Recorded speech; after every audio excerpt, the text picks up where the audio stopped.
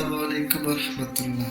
স্বাগতম Shahin Islamic reaction চ্যানেলেতে। চলুন আমরা আজকে শুনবো মিজানুর রহমান আজহারী হুজুরের মুখে, যে নারী সবসময় কোরআন দিয়ে কথা বলে। চলুন আমরা বয়ানটি শুনবো।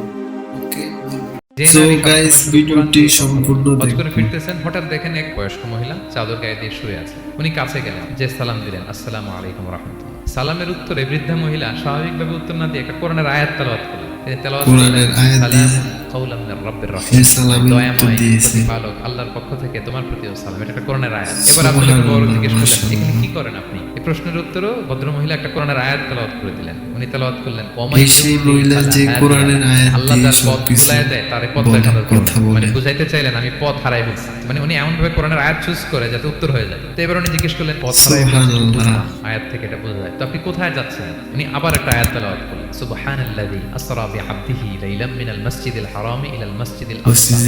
মেরাজের আগে যে ইসরা হয়েছিল, মসজিদুল হারাম থেকে মসজিদুল আকসায় রাসূল সাল্লাল্লাহু আলাইহি ওয়াসাল্লাম কাল্লা নিয়েছিলেন, এটা তেলাওয়াত করলেন। বুঝাতে চাইলেন আমি আপনার মতো হজে আসছিলাম মসজিদুল হারামে, আর যাচ্ছি মসজিদুল আকসা, মানে ফিলিস্তিন।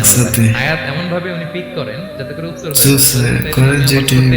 যাচ্ছি কোথায়? ফিলিস্তিন। উনিও বুঝে গেলেন যে তাহলে আপনি মসজিদুল আকসায় যাচ্ছেন। এবার জিজ্ঞেস করলেন, তো এখানে একা একা পড়ে আছেন কয়দিন? আবার কোরআনের আয়াত, সালাসা লায়ালিন সাবিয়া, টানা 3 দিন 3 রাত এখানে আছে, এটা কোরআনের আয়াত। আবার জিজ্ঞেস করলেন উনি, মা আরা মা, যেটা বলে ওটাই একা যে পড়ে আছেন, আবার কোরআন দিয়ে বলেছেন। ভদ্রমহিলা আবার একটা আয়াত তেলাওয়াত করেন। তিনি পড়লেন, হুয়া ইউতঈমুনি ওয়া ইউসকিন, ইব্রাহিম আলাইহিস সালামের কথা, যে ওই আল্লাহ তাআলাই আমারে খাওয়ায়, আল্লাহই আমাকে পান করায়। বুখারীর উস্তাদ, আমি স্বাভাবিকভাবে কথা বলি আর যাই প্রশ্ন করি একটা আয়াত তেলাওয়াত করে দেয় আর ওটাতে উত্তর হয়ে যায়। তো ওযু করেন কিভাবে? উনি আবার একটা আয়াত তেলাওয়াত করলেন, ফা ইন লাম তাজিদু মাআন ফাতায়াম্মামু সাঈদান তাইয়িবা, পবিত্র মাটি দিয়ে তায়াম্মুম করে নিও। আল্লাহ তোমরা পানি না পাও, তো বুঝাতে চাইলেন পানি নাই তো কি হয়েছে, বালু তো আছে, তায়াম্মুম করে নাও।